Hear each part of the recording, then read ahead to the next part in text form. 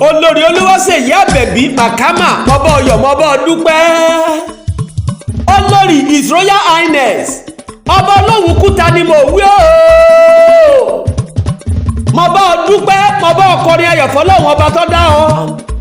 Èdùmàrè tó dá ọ sí dòní tó o bá wá ń dúpẹ́ tó o kọrin ọpẹ́ f'Olúwa ọba kò léèwọ̀.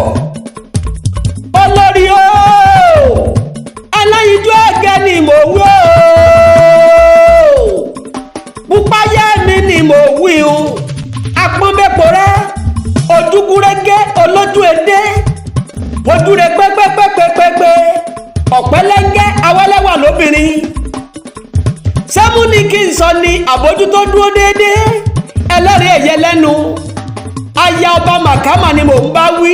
Olori Oluwaseyi Abebi awẹ́lẹ́wà tó yàtọ̀. Èmi ọba gbogbo Akewi ni mò ń kí ẹ bí ọlọ́gbọ́n ẹ̀rú o. Ọba Akewi ní ń kí ọ bí ọlọ́gbọ́n wọ̀fà. Mo ní àṣẹ yìí sáàmù ọdún ayọ̀ lọ́mọ ṣe lágbára lọ́wọ́ Olúwa. Ọdún owó, ọdún ọmọ, ọdún àìkú tí ń ṣe baálé ọrọ̀. Ó ti jáwé pẹ́pẹ́ lónìí. Ó ti dènà kó tẹ̀lé yìí pẹ́pẹ́pẹ́pẹ́pẹ́. Ó wà pẹ́ láyé láṣẹ Elédùmarè ọba. Ojú rẹ̀ ò ní fọ́, etí rẹ̀ ò ní di, ò ní yarọ, ò ní ya wèrè. Ikú kì í pọ̀fọ́, àìsàn kì í ṣe lẹ́lẹ̀ láéláé. Ikú òjijì ò ní pa ọ́, ò ní rẹ́wọ̀n he lágbára lọ́wọ́ Olúwa. Aya ọba MAKAMA ni mò ń bá wí torí pẹ́pẹ́pẹ́ lowú sarọ́.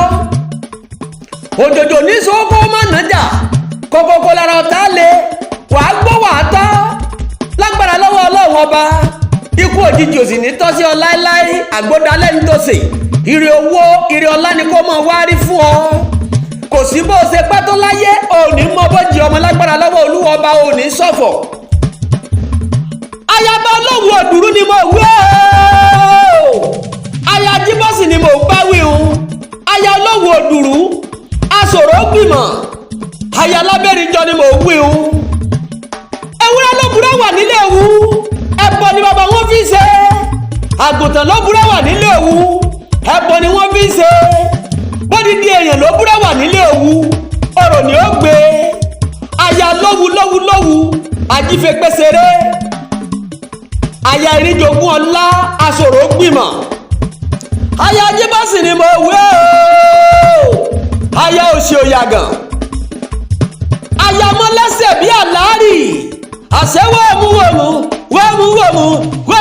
lọ́rọ̀ ká o. Àgbà tó bá gẹ́ wọ́ọ̀mù ó ṣòro jẹ nílé ọkọ tó fẹ́ ọ. Òwú kì í jà wọn kì í rọ́rọ́. Àwí ìmẹ́nu kúrò ní tòwú. Aya tẹ́wọ́ gbòye, aya fìrọ̀ gbòye. Asunkúngbàdé ni mo wí o. Àtẹ́wọ́ mẹ́wẹ̀ẹ́wá ni wọ́n fi gbòye nílé Òwu. Aya Lábẹ́rìnjọ. Alábàjọ tí wọ́n fi kọrin. Òwu la kọ́dọ̀